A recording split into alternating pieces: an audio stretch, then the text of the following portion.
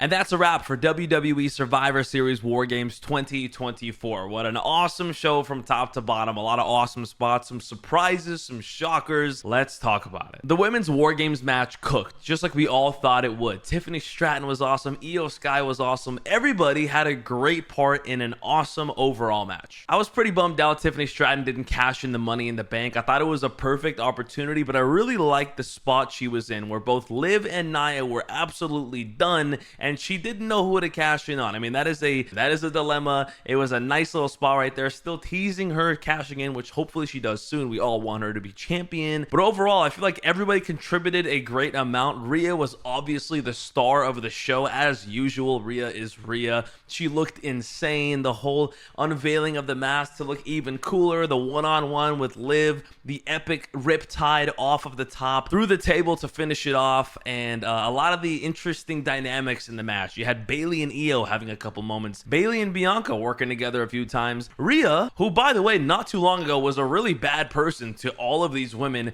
working with them and helping them up and hugging them. It's a really weird, interesting twist, but I loved it. And I thought it was awesome. And I thought the baby faces were actually going to lose. I thought they should have lost still, because how are you going to have two world champions, the two women's world champions, be on the same team and lose? That doesn't make a lot of sense to me, especially without there being any kind of turn or betrayal. It was a straight up like clean loss. Overall, very entertaining match. I love all the spots with the items, obviously Io in the trash can, everyone hitting each other with Bianca's hair, with the toilet lid, with the kendo stick. A lot of cool moments. I will say, to be fair, there were some awkward moments too. A lot of the chair shots weren't really chair shots. A lot of the hits weren't really hits. It feels like they were kind of holding back a little bit. I know it's a brutal match and it's going to be a long one, but some of them were a little awkward. Other than that, I really enjoyed it. I thought everybody held their own. I really liked it. I'm very excited for what happens now. Who Tiffany's going to target. Is Rhea and Liv, is that still going to happen? Are we still doing that? What new feuds are going to come about this? And also, the one thing we never found out, what happened to Jade? I was expecting maybe her to show up out of nowhere and attack the person who attacked her, or a lot of people were expecting a return of maybe Charlotte Flair or Bianca Belair.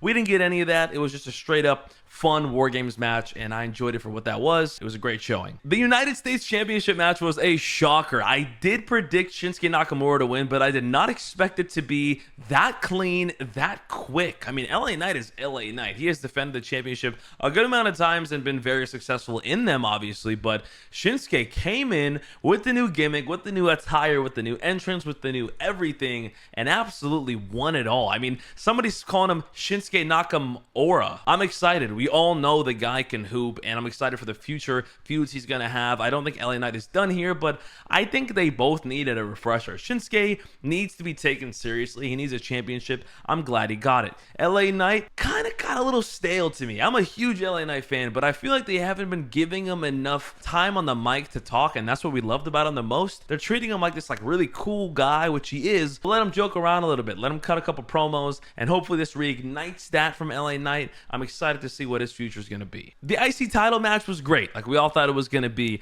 I wouldn't call it a banger. There was some really good spots, but we have seen this feud go over and over and over the last couple of months on Raw, and we saw a lot of the typical spots. There was nothing really brand new that we hadn't seen before. I enjoyed it. I thought they all balled out. I thought Ludwig Kaiser put on a great show. Shows that he can be in a spotlight on a PLE. Braun Breaker doing Braun Breaker things. Sheamus doing Sheamus things. I thought they all did well. I'm happy that Braun Breaker retained. I think it made sense for him. Him losing again this early in his reign, not a good look. We'll see what's next for all these guys. Nothing really changed though in the IC title picture. A lot of these same guys are going to be around, but I would like to see some refreshing stuff happen. A shakeup is needed. The IC title picture has seemed the same for quite a while. We'll see what happens. The World Heavyweight Championship match was great. I thought Damian Priest held his own as usual. Gunther obviously held his own as usual. I didn't like the ending though, man. I thought we're done with the whole Judgment Day thing. I really enjoyed Judgment Day when all that stuff was going on. But now they're just dragging it out, and the story is going to be the same, and they really have to change stuff up right now. I want some tension. I want some real things to happen. You know what I mean? I don't want to sound spoiled, but I feel like this is taking a little too long, and we just gotta end it. I thought we were over it Finn Balor said they were over it. They all said they were over it. I hope something big comes out of this. I hope it ends soon. I thought the guys were having a great match. I liked the angle of Damian Priest being injured and Gunther going after that. Damian Priest really looked like he was actually hurt. And Gunther looked very, very strong in this bout. And I kind of feel like we're going to get a triple threat match, or Finn Balor's going to get a shot at the title. I really don't know. That seems like the near future for Gunther, or maybe we just don't see him until Raw on Netflix in just a few weeks here. I had Gunther winning. I just don't really like the way it happened. And finally, the Bloodline War Games match was absolute cinema. From start to finish, the boys were hooping. So many crazy spots. I loved all of the tension in the match, especially on the team of the OG Bloodline. CM Punk and Roman Reigns going back and forth in that cage was great. A lot of nice moments between the Usos, between Sami and the Usos. A lot of great, crazy spots. I mean, I did not expect the cage to get locked from the inside. Roman Reigns to be climbing the cage. Roman Reigns to have like a little 1v5 moment. CM Punk got jumped by the whole Bloodline. Paul Heyman came out and was trying to make sure everybody was on the same page. Bronson Reed off the top. Jacob Fatu jumping around everywhere. Jimmy Uso off the top. Who was expecting that? And then that beautiful storybook ending of the Usos helping up Roman Reigns, them surrounding Solo Sikoa, Roman telling him to acknowledge me, Solo saying absolutely not, getting super kicked, getting all the finishers on him. Spear, 1, 2, 3. That's going to do it. The OG Bloodline share a nice big group hug. That was so sweet. I got goosebumps watching that. I got goosebumps talking about it, actually.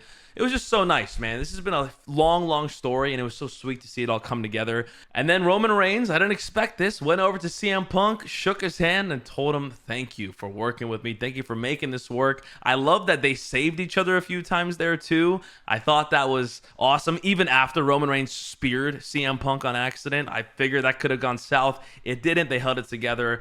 What an awesome showing. No turns at all there. No final boss, no Rock, which is interesting. I guess they're saving him, but that sounds too weird to me. I think something's gonna happen before Raw on Netflix. I think The Rock needs to kind of come out of nowhere, and it needs to happen soon because we only have 4 more weeks until that Raw. Either way, it was awesome. One of the best men's War Games matches we've ever had, and I really enjoyed it. Everybody balled out. That was amazing. A great pay-per-view overall. I thought the crowd was whatever. Apparently, they were way louder in real life. I don't know if that's true or not. It doesn't matter. I think if the crowd is crazy, it helps the show. But if the crowd is not so crazy, it doesn't really hurt the show. It's all about what happens in the ring. Great time. Survivor Series War Games proven to be a massive PLE yet again. Let me know in the comments down below what you guys thought of these matches, what you guys thought of the pay-per-view. I enjoyed it a lot. Hope you guys did too.